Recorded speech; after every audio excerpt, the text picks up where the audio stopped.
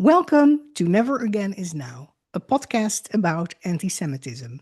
I am Evelyn Marcus.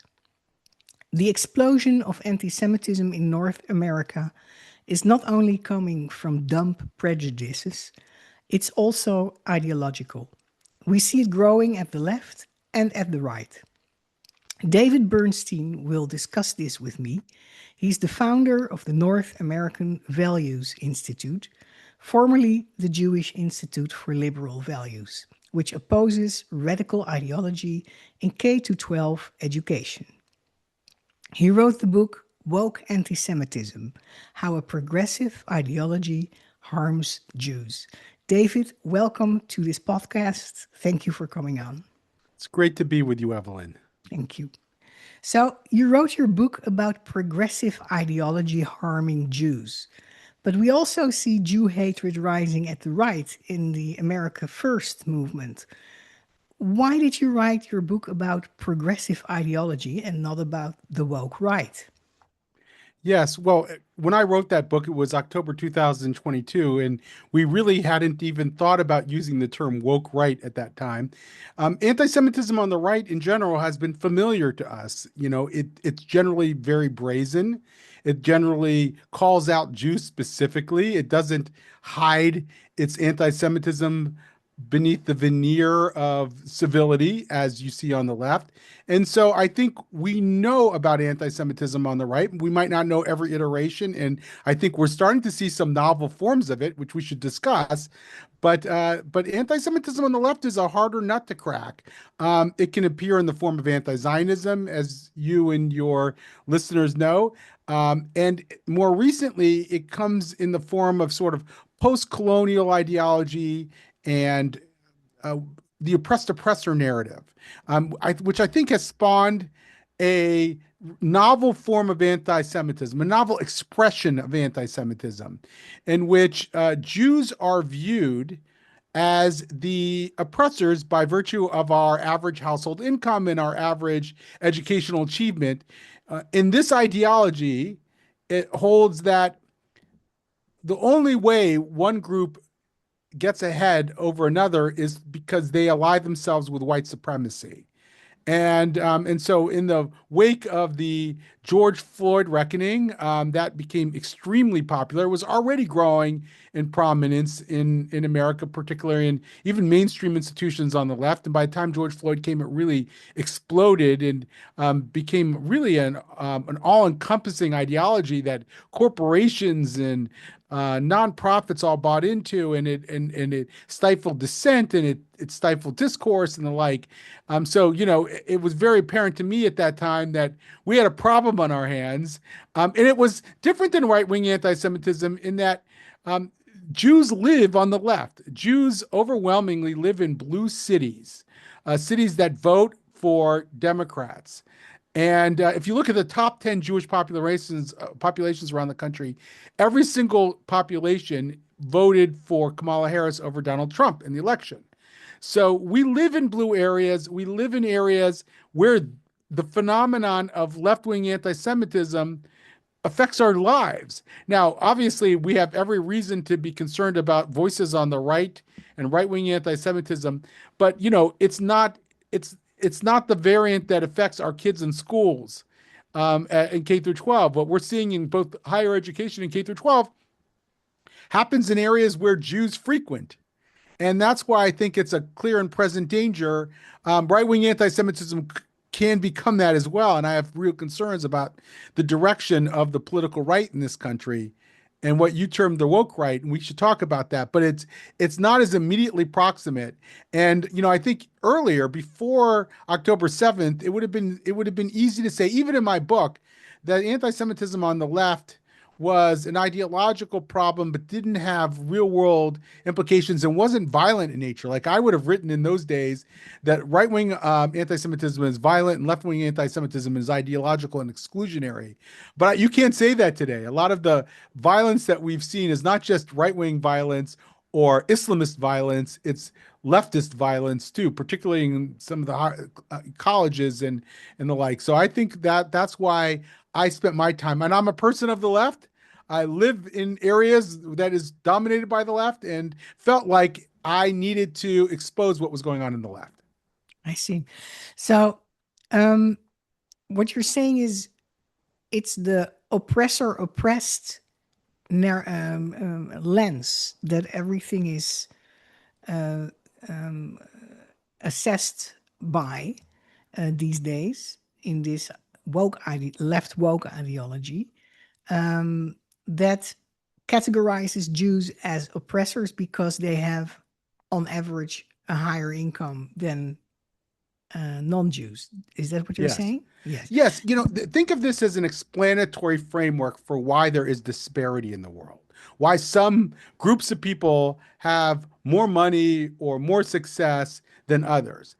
And if you're told, as you are in this ideology, that the only acceptable explanation for why people, groups of people have more than others is that some are in on the structural advantage and others are being intentionally oppressed, then you have to cast a suspicious eye at anybody who is doing well in society, any groups of people that are doing well in society. You have to say, well, how else could they have gotten rich or how else could they have gotten successful?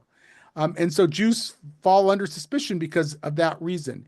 I think it actually, if you don't mind, like we should talk a little bit about what the ideology is. I like to use the shorthand of oppressor, but the ideology, which sometimes is called wokeism or critical social justice, if you want sort of a more technical term, really holds two key provisions. Number one is that is the sort of the oppressed framework that there are certain groups that have more than others, and therefore those groups are taking advantage of the other groups. The other is what a philosopher would call epistemology. It's like it basically holds that only those who are part of the marginalized communities can understand the oppression that they're facing because of their own experience. Sometimes it's called standpoint epistemology or lived experience. And the idea is if you're part of the complicit class, you may not even know that how you're promulgating oppression against others. But if you are oppressed, you can see how you're being oppressed and who those are, and you should therefore be able to articulate the nature of that oppression, and everybody else should be sort of bound by your viewpoint. And it's that part of it which becomes deeply illiberal, right? Because it's insisting on its own truth. It's saying if groups of black people are telling you, for example, that there is systemic oppression, you must listen to that. If groups of Muslim people are telling you that, you must listen to that. If groups of trans people are telling you that, you must listen to that. And if groups of Jews are telling you that, not so fast. Jews are not viewed as an oppressed group. So therefore, they don't have the lived experience that would help them, that would give them the right to articulate the oppression against them.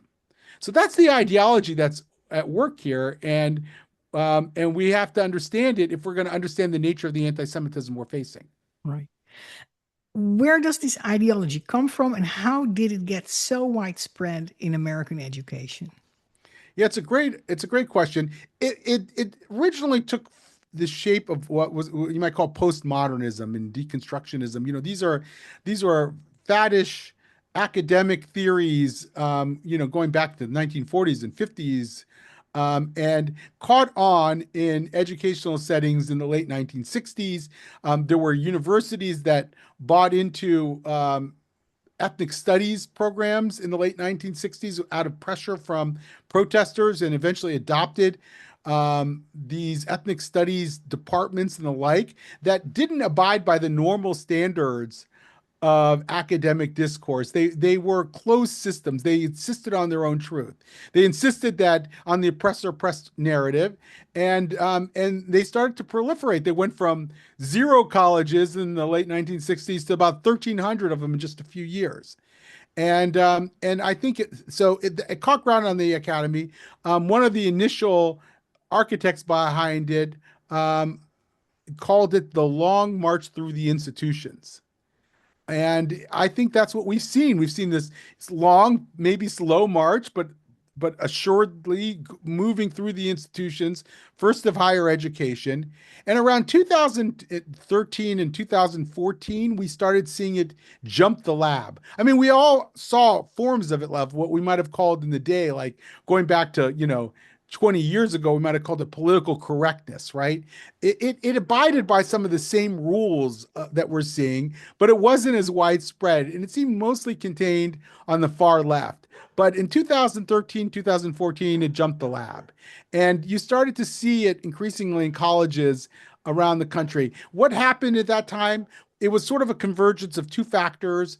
One were the Ferguson protests, Black Lives Matter protests that became instantaneously um, important for the left. And the second was sort of new social media platforms like Tumblr became vehicles for young people to organize and so forth, they became instantaneously dominated by far left wing voices, and it promulgated the ideology. And so you had young people who were going to these colleges and involved in these groups and involved in Black Lives Matter become very aggressive, very dominant in their workplaces. And I can tell you, by the time 2016, I became CEO of a group called the Jewish Council for Public Affairs. The term intersectionality, which is another expression of the same ideology, which we could talk about if you'd like, was already prevalent on campuses. You could feel the pressure building up. I wrote an article about it on my first day of the job, January 4th, 2016. I wrote an article about it, about saying, if this is the anti-Semitic trend you haven't heard of yet. And I caused a huge, uh, you know, a huge protest. And there were something like 8 or 9 op-eds that were written in response to my original op-ed. And that was my introduction to how the ideological sands were shifting, and why we needed to start to push back, not just against the anti-Semitism, but against the ideology itself. And that's really my key point. You can't deal with the anti-Semitism this produces if you don't deal with the underlying ideology, because it will inevitably produce the anti-Semitism. And how come that it inevitably produces anti Semitism? Because Jews are locked in as the oppressors because of our average success. That's why it produces anti-Semitism. We Which, can't be the oppressed because we have resources on the whole. and that sounds to me like a very old prejudice um, that Jews are the powerful people ruling the world, ruling the country, ruling the world, ruling the political parties. Like Yeah. other minorities are often seen as, if they are hated, they're often seen as inferior, but Jews are often seen as too powerful and therefore they're Yeah. hated. So it feeds into that, Hindus right? are suffering some of the same ideological classification. Oh, Chinese really? Americans, yeah. Sometimes these groups are called white adjacent, like we are, or they're called brown complicit. That's another term we've seen before, where they're viewed as having ill-begotten privilege by joining forces with white supremacy. And so Jews are not alone in this, but because anti-Semitism always is high in the sort of subconscious, the collective subconscious, it's the most potent form of prejudice that you see resulting from this ideology.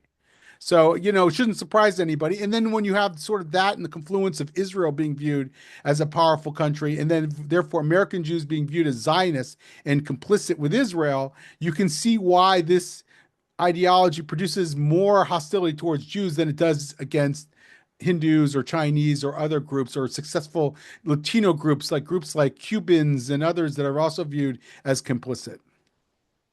So, two or yeah, three pivotal moments in the rise of this ideology, the spread of it, the popularity of it is, if I hear you well, were around 2014 with the Ferguson Black Lives Matter rallies, Yes. and then the the death of George Floyd, which gave a boom to Black Lives Matter.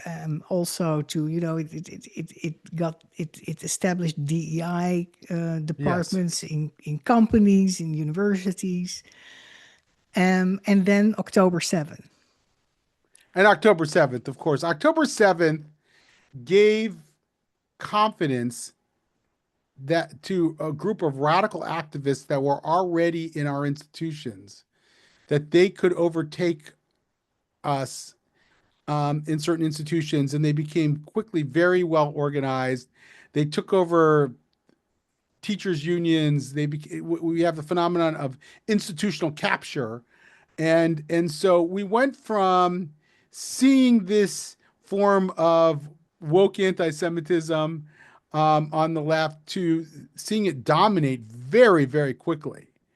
And that's because they were already well positioned. They had already been working local elections and institutions and teachers unions and teachers colleges and all these places where they had numbers. They start to organize themselves and use those institutional platforms to advance their ideology, which is why we've seen so much anti-Semitism. Um, you changed the name of your institute from the Jewish Institute for Liberal Values to North American Values Institute. What do you see as consequences of today's anti Semitism in North America for North American society as a whole? Yeah, we changed the name because Jewish Institute for Liberal Values, a lot of people didn't know what we meant by liberal. That was number one. They assume liberal means left wing in American parlance, but obviously what we mean are classical liberal values like freedom of expression and equality of opportunity and meritocracy and the rest. That was number one. The other was we weren't sure we wanted to necessarily be an officially a Jewish organization, that we see this as a larger movement against this ideology and wanted to take the word Jewish out, even though the vast majority of the people who work with us or on our board are still Jewish, but we're going to broaden that over time.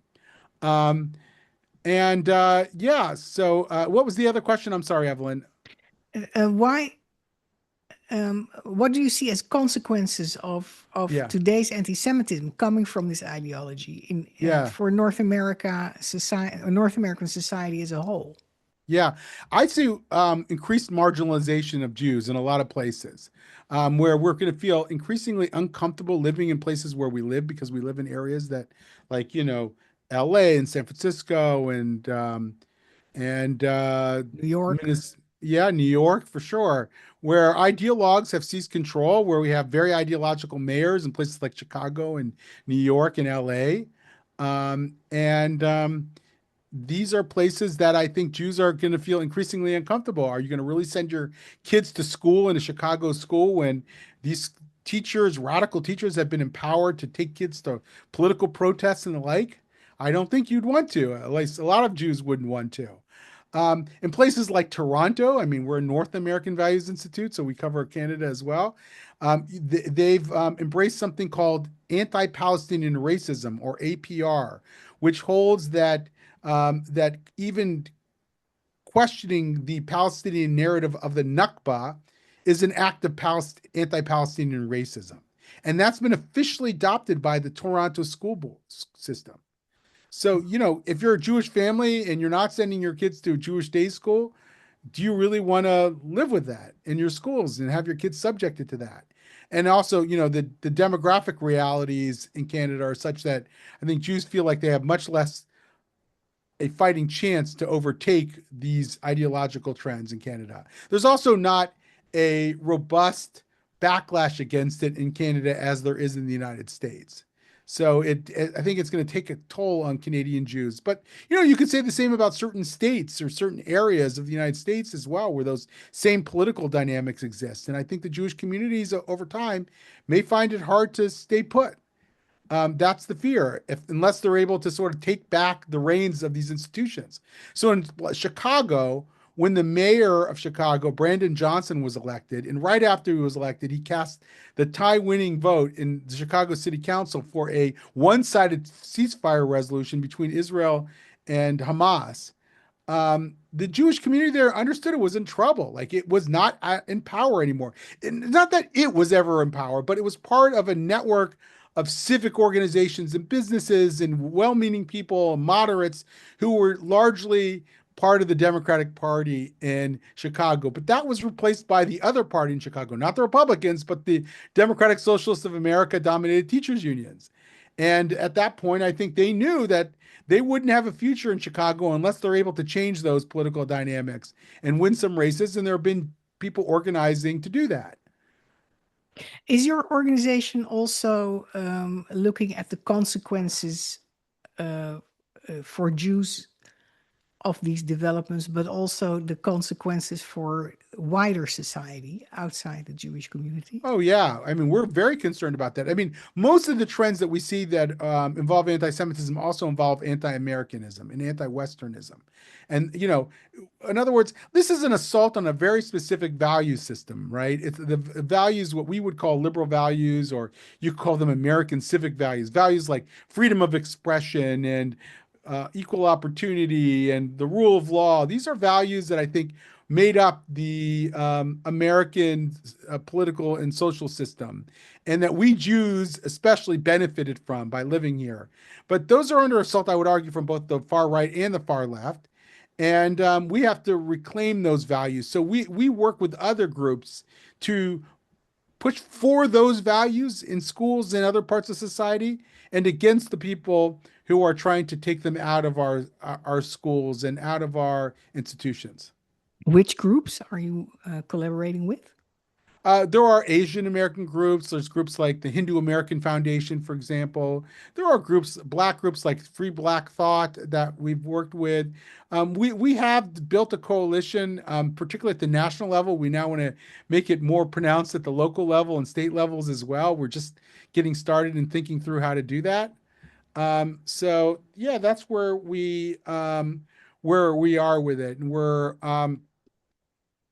we think that these coalitions are going to be very important, and they may not take the form of fighting anti-Semitism. They're taking the form of, like, we want to call it the Back to Basics Coalition for schools, because the real goal is to get politics out of the classroom, get radical ideology out of the classroom, and the interest of a Hindu American is not necessarily around anti-Semitism. It's don't try to close my child's AP class, their or gifted and talented class, or that special school that was opened up, the magnet school that was opened up. Those institutions, those schools are often under assault by the same ideology. So making common cause with them means working with them on these larger set of educational issues, and not just those that affect us Jews. But that's fine. That gets us to the same place. We don't need them to fight on anti-Semitism. We need them to fight around these other values, these larger set of values that are under assault. I understand. Um, a lot of today's aggression against Jews in Western societies is related to Israel. And people see the devastation of defenseless Palestinians. They hear about huge numbers of Palestinian casualties compared to Israeli casualties. The Palestinians have no country, and so on. So, no wonder people advocate for the rights of Palestinians, criticize Israel or even Zionism, and get angry at supporters of Israel and Zionism. Mhm. Do you consider this anger anti-Semitic? I think it can be. Look, I think one can legitimately look at the war and think that there's been see the suffering and be morally outraged by that without being anti-Semitic. I may contest their moral perspective, but I don't equate that automatically with anti-Semitism. But once you start to look at the overwhelming amount of this outrage aimed at only one country, and you start to ask yourself why that one country, what's behind this, and I think it's reasonable to conclude that writ large, this is an anti-Semitic phenomenon, even if not every case is necessarily motivated by animus towards Jews. That's how I would look at it. And do you agree with those who say that being anti Zionist or being against the existence of the Jewish state, that is not anti Semitic? No, I mean, I think it largely is anti-Semitic. If you're someone who believes that no state should exist, so Israel shouldn't exist, or you're a Satmar Chassid who believes that Israel should only have been created with the Messianic times, I think you're wrong, but I'm not going to necessarily call that anti-Semitic. And I'm just, and I think anti-Zionism is its own form of outrage, whether it's anti-Semitism or not. I mean, the idea that we're going to dismantle the Jewish state of Israel and no other states, whether it's anti-Semitic or not, is almost besides the point. It's outrageous, it's dangerous, it would be completely destructive, and we should fight it on its merits. But that said, do I think it's organically tied to anti-Semitism? Yes, I do. In America, we see Jews harmed by the progressive left, where social justice is the central theme. And we now also see this big time at the woke right, where America first is the central theme. Are these different types of Jew hatred, or or are they both the same? Are these different types or are they the same? Yeah, it's a good question. I think they're both different and the same. And let me explain what I mean by that. One of the problems that one could easily foresee, because it was foreseen, was that as identity politics took shape on the left and was a way for groups to get their grievances onto the public stage, it was only a matter of time before that same form of identitarianism took shape on the right. You can't tell a poor white person in Appalachia that they're an oppressed white they're oppressors because of their white skin, and they're privileged because of their white skin. They're going to react to that negatively because it's outrageous and because they see it as an assault on them, not incorrectly. But what it does is instead of making them say lean into their American identity, they start to lean into their white identity. And that can be dangerous. They can say you're this is an example of white genocide, or and then they tend to see Jews as being one of the oppressive groups. They see Jews as being woke, or they see Jews as perpetrating such and such conspiracy, and the Jeffrey Epstein class, and the like. So I think the two are related in that sense.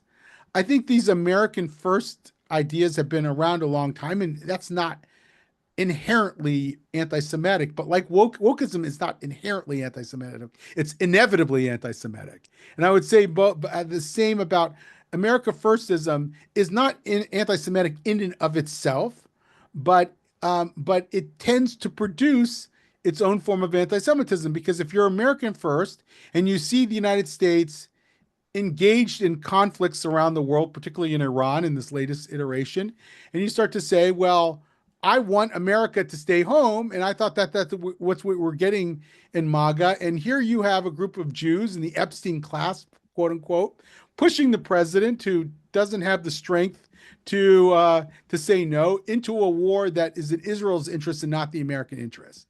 So as America first became a stronger ideological system on the right, and as certain voices on the right started to take it up, and as the permission structure for these kind of anti-Semitic views grew on the right, you're starting to see it gain traction in a way that we hadn't seen it before. And I was part of the Heritage Foundation's Project Esther. Heritage Foundation is a conservative think tank. I'm not politically conservative, but I was invited to be on their anti-Semitism task force, and because their good people were involved, I accepted it. The president of the Heritage Foundation, when Tucker Carlson was under fire, and he was friends with Tucker Carlson, his name's Kevin Roberts, um, um, took up defense of Tucker Carlson, and stated that a venomous coalition was attacking Tucker Carlson. And who was that venomous coalition? People in his own organization who were part of Project Esther, like me. So it just shows you how this big tent of conservative thought and politics is sort of broken down into these factions. And I think there is a faction that doesn't define the entire right, but defines part of the right that has gained ground, particularly among younger conservatives. By the way, I think it's much more popular, as is wokeism among Democrats. And I think that that's a real danger and you could easily imagine it taking shape in a future White House, for example, even if it's not the domineering force right now in this current White House. And so the scale of it, of the America First anti Semitism, the scale of it is substantial, you're saying. It's substantial, but not majoritarian. Look, you could see how, through various polls, how, the percentage of Republicans and who supported Donald Trump on the Iran war. It was, overwhelming. It was like 90% or 88%, depending on when. And that tells you that this is like a 10% movement, right, within the right. But what we've seen here, and this is what I always tell people, like, it's important to sometimes clear your head a little bit about this anti-Semitic moment that we're feeling, because I think it can overwhelm our critical faculties. Like, in one corner, you have what's happening in K through 12 education and higher education and the ideological onslaught. And over the corner over here is Tucker Carlson and Candace Owens and the America First. And, in another corner, you see Islamist ideology and you see the sort of red-green alliance related, of course, to these others. And then fourth, you start to see the political distancing among Democrats in particular around Israel. And it feels like a giant blob has descended upon us. But I think if we clear our head of that overwhelming feeling and allow our critical faculties to take hold, you realize that the vast majority of Americans are still generally fond of the Jews.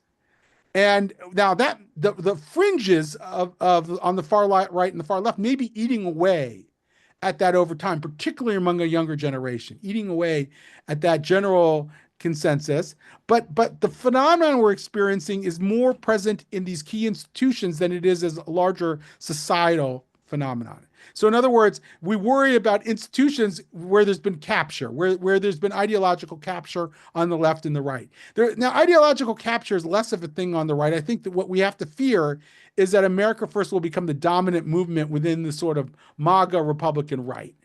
And in the left, it takes shape in institutions like K through 12 education and teachers unions and NGOs and the like.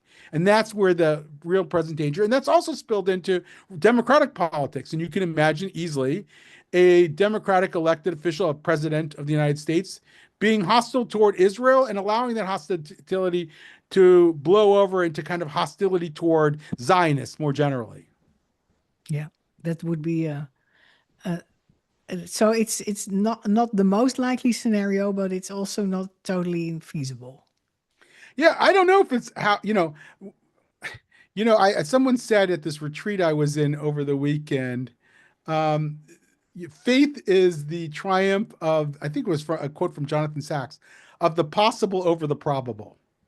And one might say that it is that both these ideological fringes are gaining ground, and both have taken power in many ways in their respective areas, even though they may be 10 to 15% on each end.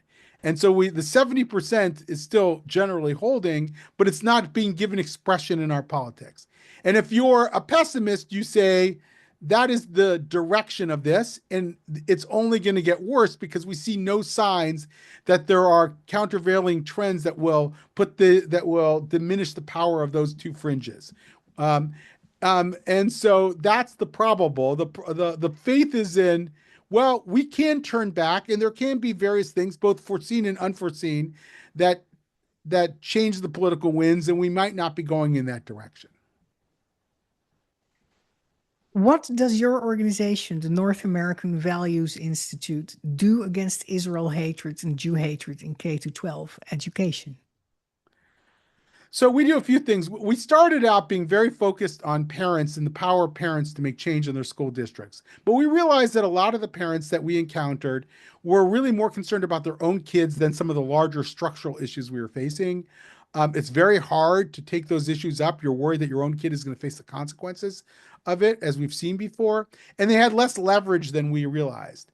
What worked for us and what we're doubling down on is exposing these bad actors in in uh, and how they're getting into our schools, taking that analysis and getting it into the press so that you amplify it, and then taking that press and bringing it to elected officials and friendly elected officials and having them intervene in the process. That seems to be working well. Like, that is our model. Also, policy changes. In certain states, there's transparency legislation that allows parents to see what their kids are learning. In other states, it's either weak or non-existent. So we want to push for legislation that allows parents to see what they're learning so that they can't keep it under wraps. And we've seen that in a lot of places, where they simply don't want you to know what their kids are learning in school, which seems ridiculous, of course, because taxpayers are paying for the school system, but that's how they've been doing business for a long time, and we have to overcome those forces. Right. And could you mention some successes, some recent successes? Yeah, sure. So we were following closely the Philadelphia school system, and we knew that there was a very destructive social studies curriculum. We found a teacher who was willing to share it with us. We did an analysis of that social studies curriculum. We took that analysis and got an expose first in the Free Press and then several other media outlets. We took that media to members of Congress and state legislators in Pennsylvania, and they conducted an investigation of the Philadelphia schools. And we now understand that the coordinator of social studies in Philadelphia at least has been temporarily suspended. I don't know, maybe it's permanent, but as far as we know, it's temporarily suspended because of his work in promulgating this ideology in schools. So it led to a sort of chain reaction, and I think a weakening of the grip of these ideologues in schools.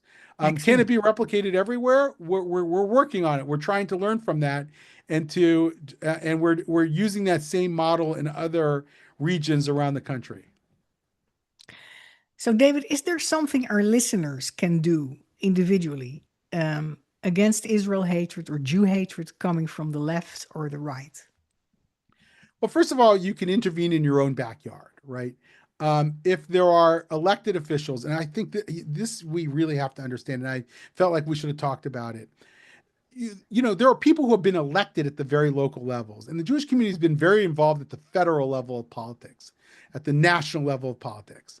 But as these local officials have sort of risen through the ranks of the political system, they've been able to change the political dynamics for us at the national level as well.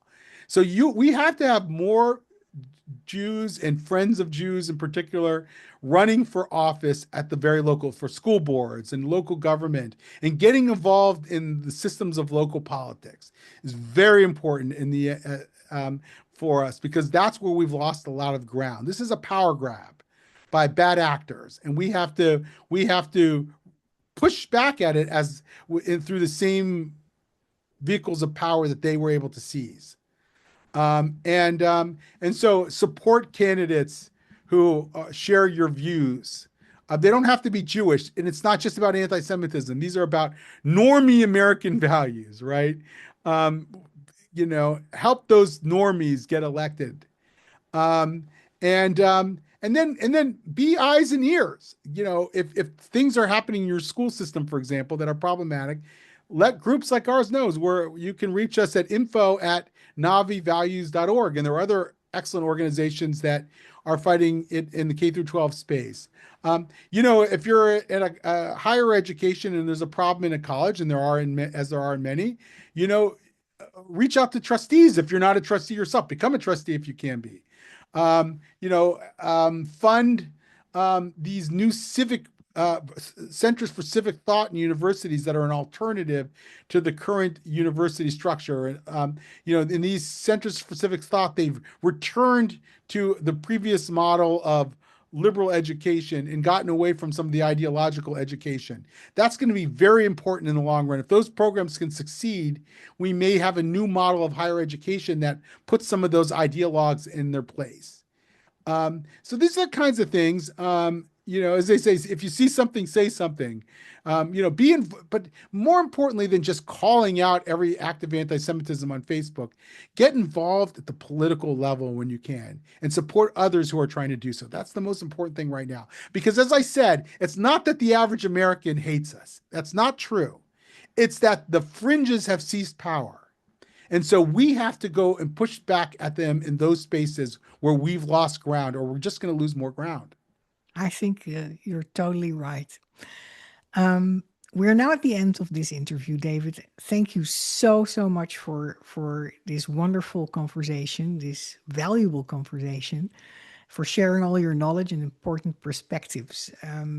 Our listeners can learn more about your organization, the North American Values Institute, at navivalues.org, and about the show at the Never Again Is Now podcast channel on YouTube, Spotify, Apple Podcasts, and iHeart. I hope to see you all at our next episode. And in the meantime, please get active in local politics and speak up against anti Semitism. Thank you.